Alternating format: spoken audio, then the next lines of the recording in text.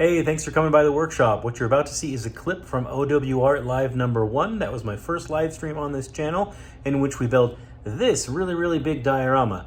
But in case you need to know how to set up a Anakin Skywalker deterrent, this is the video for you.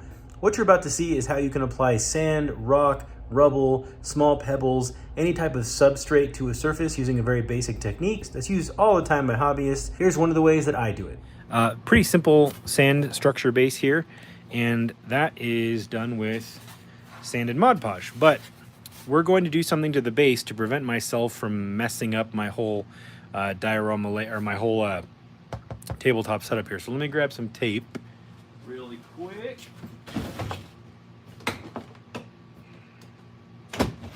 Here it is. So this is just that yellow frog tape. You can use green frog tape. You can also use blue tape, but you need it to be at least an inch thick because this diorama base is ½ an inch thick, and you want it to stand above the diorama base. So you'll probably be able to guess why I'm doing this in a sec if you don't already know. But we are going to tape up the base. We're going to do this.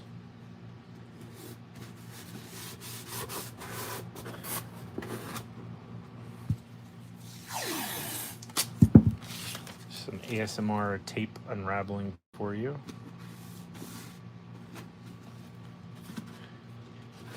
Whoops, as I ruin the diorama. This doesn't have to be any type of exact science here.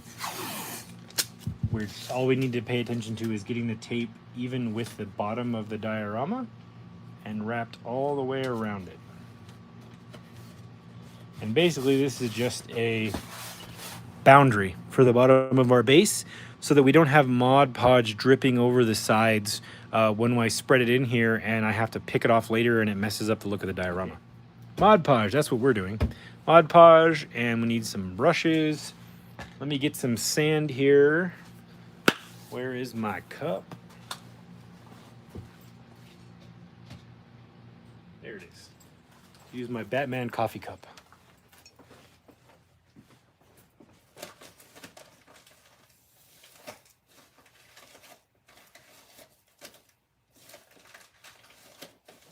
I'm just over here on my sand bag getting some sand. There it is. So this is just regular play sand from Home Depot. If you go to this, so a little sneak preview of my diorama supply shopping part 2 video that's coming out.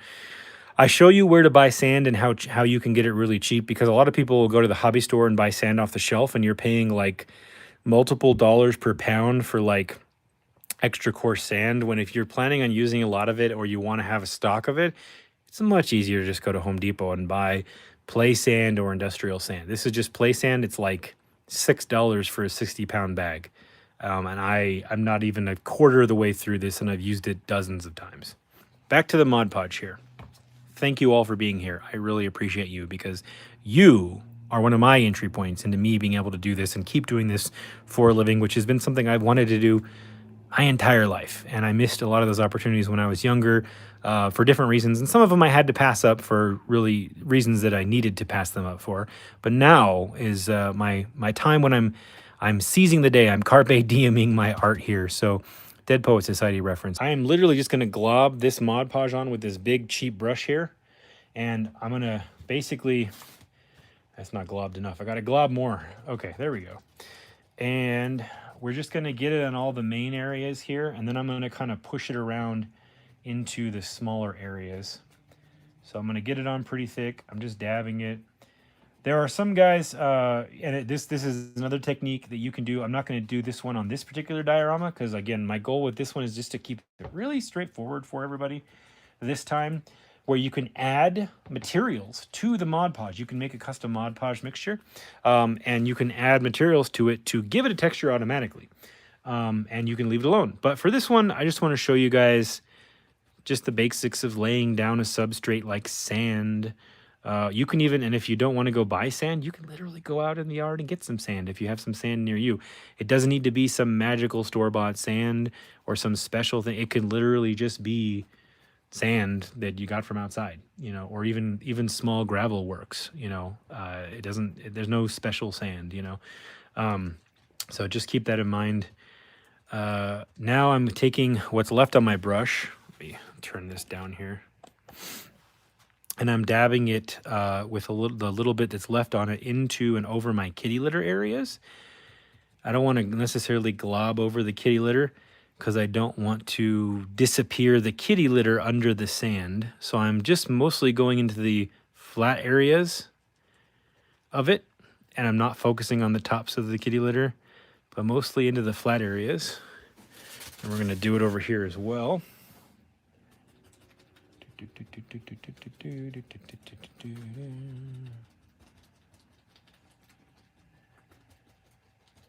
Just going to get it. And it doesn't matter if it's super thick or super thin, it's all going to dry. Just keep in mind, if it's thicker, it's going to take longer to cure. And then I'm going to take my brush. I'm actually going to go with the smaller brush. Maybe this one, yeah. And I'm going to go up into this crevasse up here and back in here. Because I'm going with a smaller brush because I don't want it to cover too far out onto my piece. And I'm only doing this because my my spackling paste, my drywall putty, is actually it's dry enough to where I'm comfortable with this. If yours is still really wet, I wouldn't recommend moving on to this step until it dries out more, because you may prevent it from curing correctly. But this is, I would say, in my opinion, over halfway dry. I live in a high desert area, so stuff dries quickly as long as it's not too cold, and it's actually not too cold today.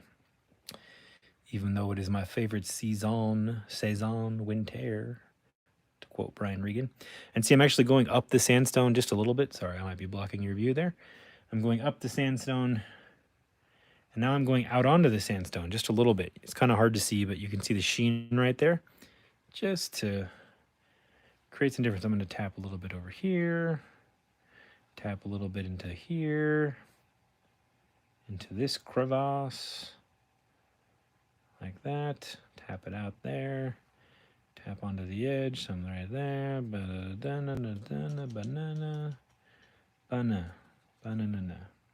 you guys ever seen that episode of The Simpsons where Homer doesn't want to answer Marge in bed? So she goes, Homer, did you do that thing? And he goes, buh. And she goes, what'd you say? Snuh. That's not an answer. And she giggles. I'm doing that right now. I'm buying and snowing because I don't know what to say. Mostly listening, but appreciate hearing you talk about your experiences with commissions. I wish you many great opportunities ahead. Thank you so much, AV Spectre. I appreciate it. Yeah, the only way to make it as an artist is to do the best you can and charge what your work is worth, at least in time, if not based on experience and time, and learn to say no when it doesn't work for you, but hope that it does, because obviously you want to make people happy, you know. But sometimes it's not just about making people happy. It's about actually taking care of your actual needs monetarily. So there's a bunch of ways we could do this. We could just manhandle this on there.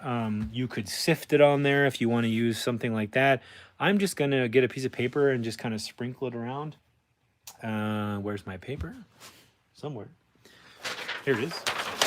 Just going to get this piece of paper, fold it in half a couple of times. Again, the point of this is not to make you think you need to go out and buy expensive tools to do this here. Just going to get a piece of paper and put some sand on this and just sprinkle away. Let me move this camera here. I should probably do this from a different angle, huh? Here, let me do this differently. All right, we'll go like this. And I'm gonna intentionally try to lay it thicker into those corners and edges where it would naturally gather,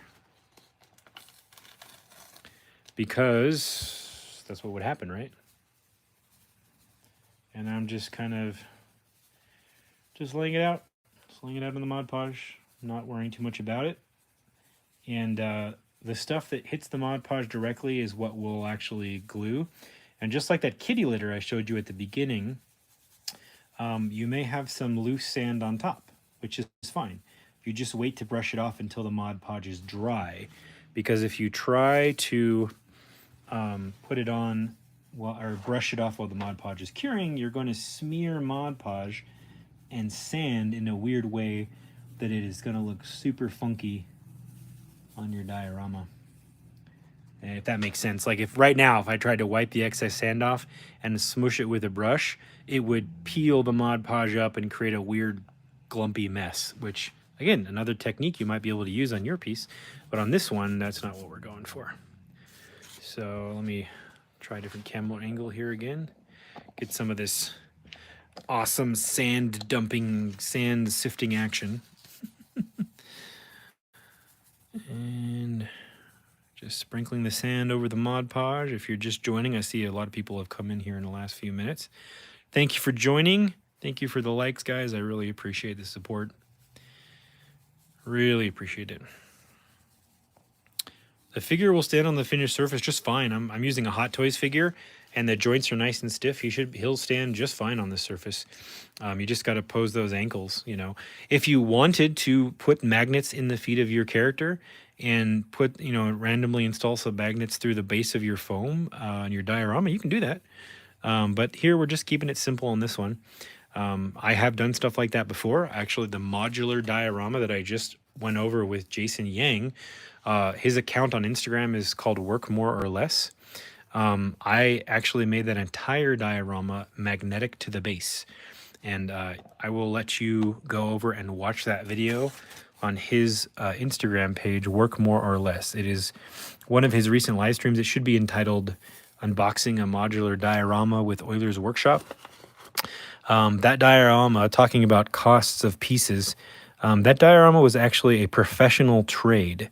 Sometime in the next few months here, you will see some fancy motion graphics and new logos on my Instagram and YouTube. And that is the result of Work More or Less. Oh, he's here. He's under the account Invisible Element, which is his company.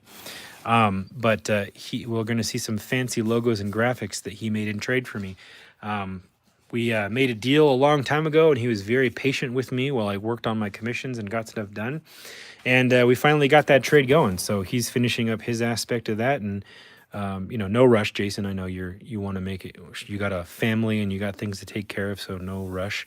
But you'll see, you guys will see all that stuff eventually. His incredible artwork in his medium. So you guys will get to see that coming up soon. And so sometimes you got to find ways to make deals work for you. And that was a trade for something that I really needed from somebody who was very talented in the area that I am not. I like to do graphic arts and graphics work, but I have no idea how to make any of that stuff. And I got to spend my time building dioramas with you guys. So he took care of that for me. Now I'm just kind of tipping the diorama around here so I can get my sand sprinkled into the other areas. And I'm going to literally, let me back this camera up. I'm going to literally just turn the diorama and let the sand, it's still too close, isn't it?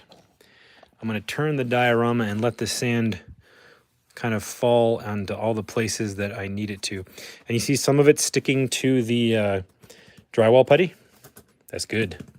That makes everything look just that much more natural in the scene.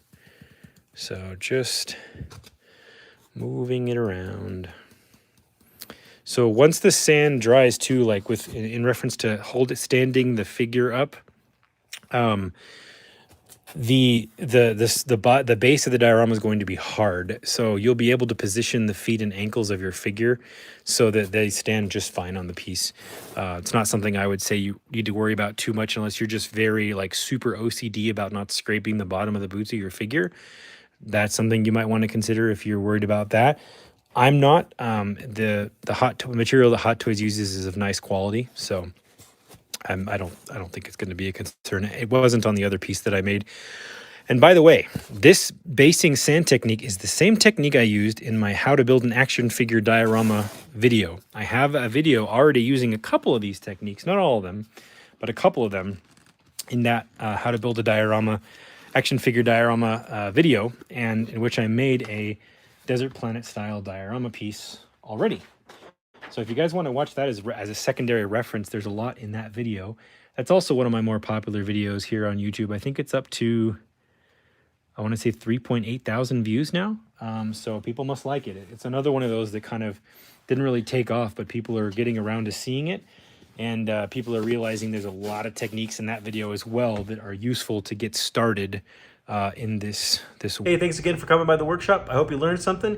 Let me know down below if you have any questions or things that I could clarify. But if you'd like to see this clip with more detail in amongst everything we did around it, go check out OWR Live #1 or the OWR Live playlist, in which you can see all the live builds we did. None of them are time sensitive, and you can always go back and watch them and learn something. Thanks for coming by the workshop.